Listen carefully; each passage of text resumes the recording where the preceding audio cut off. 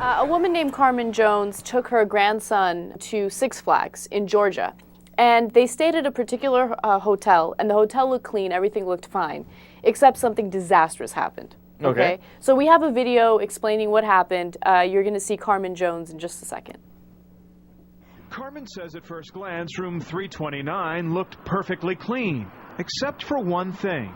I noticed there weren't any soap, and I did notice that we didn't have towels and washcloths. She says she noticed something else that she mentioned to her cousin. And I'm like, girl, you know, my sheets don't smell clean, you know. Little did Carmen know that would be the least of their problems.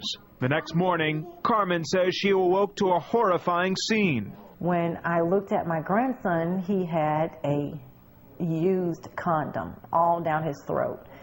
His tongue in it, everything. And there was semen in the condom. She says she immediately took the condom out of the boy's mouth and called hotel management. She says days later, he developed a fever, and then her worst nightmare happened. Next day, that's when I had seen the open blisters inside of his mouth, inside of the bottom lip, all on his tongue. Carmen says all she can do now is pray. So I know. That was the first time I saw that video, and the whole time I was like, no, no, no, no. Oh, Jesus.